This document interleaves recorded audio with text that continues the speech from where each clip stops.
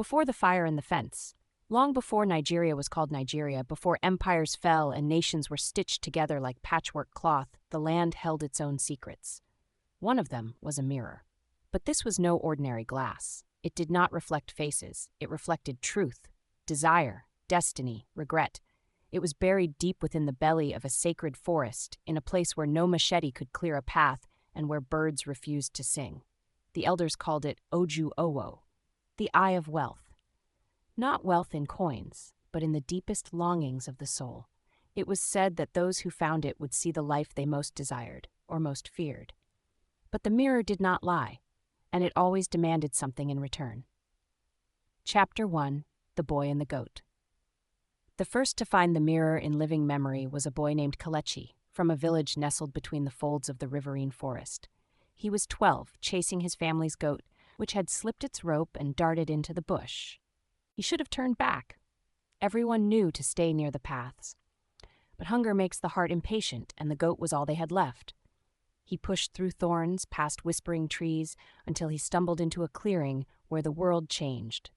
9 red feathers hung from an invisible thread above his head. The air was too still. The trees held their breath. And there, in the center of the clearing, embedded in the earth like a forgotten moon, lay the mirror. It shimmered without sunlight. No birds flew above it. No insect crawled across it. Kelechi stepped forward and looked. What he saw was not his face. He saw himself wearing white robes, a golden staff in one hand, surrounded by people kneeling before him. Wealth flowed through his fingers. He spoke, and cities obeyed. He stepped back in fear. The vision vanished. He ran home. He never told anyone what he had seen. Not his mother, not his brothers. But that night he could not sleep. And when he did, he dreamed of the mirror. Always the mirror. 15 years later, Kelechi would be known as Prophet Callistus, head of one of the wealthiest churches in West Africa. But even at the height of his power, when he stood in his cathedral of glass and gold, he could never shake the feeling that someone else was watching from beneath the earth, because the mirror had shown him everything, and something had been standing behind him in the vision, watching in silence. Chapter 2: The Scholar and the Silence. In the capital, word of the mirror traveled like smoke, soft, strange, and impossible to catch. A professor of anthropology at the University of Ibadan, Dr. Adebayo Okonkwo, dismissed the stories as folk fantasy. But one evening, at a lecture in Jos, an old woman approached him with a bundle of feathers and a question.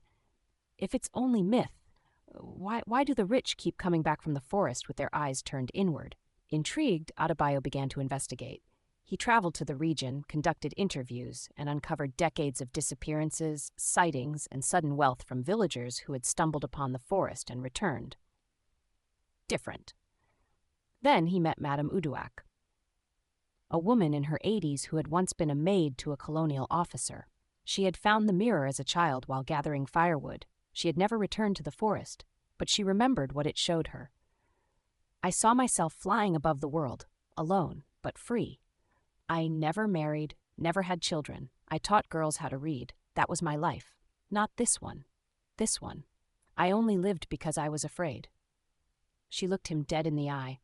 The mirror doesn't give you anything. It only shows you what you're too afraid to take. Adebayo went quiet. The next month, he resigned from the university. He was last seen walking toward the forest at dawn, carrying only a notebook and a calabash of honey. No one ever found his body.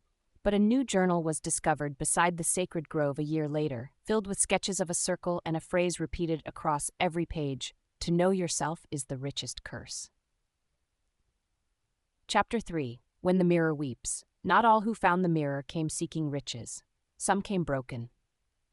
Mfoniso, a woman from the Niger Delta, had lost her son to pipeline fires. Her husband drowned soon after, drunk and grieving. With nothing left to lose, she walked into the forest barefoot, her feet bleeding, singing a lullaby no one had heard in generations. The forest opened for her. The mirror waited. She did not ask a question. She simply looked. What it showed her was not the future, not the past, but a moment. The one moment she had wished she could change. Her son laughing beside the riverbank, waving at her. Only this time she waved back. That was all. No riches, no grand vision, just that second of love returned. Foniso collapsed beside the mirror, tears soaking the earth. When she rose, she said nothing, but she walked to the village and began teaching other widows how to fish, how to read, how to survive. In time, the village became a hub of trade and culture. But Mfoniso never took money. She lived simply, sleeping on mats and whispering to trees. One day, a child asked her, "Why do you smile at night?" She replied, "Because the mirror wept with me, and that is more than any coin can give." Chapter 4. The Curse of the Commander. During the military era, a powerful general heard rumors of a mirror that could show the future, or shape it. He brought soldiers, guns, even priests. They burned paths through the forest, ignoring the silence, ignoring the stories. Only one man returned, the general himself. But he came back blind. He refused to speak for weeks, confined to his mansion, wrapped in blankets though it was hot. Finally, when a reporter forced his way into the compound for an interview, the general spoke just one sentence before collapsing. "I saw my own hand pull the trigger." No further explanation was given. But 10 years later, documents revealed that he had personally ordered the death of a political opponent during a supposed accident.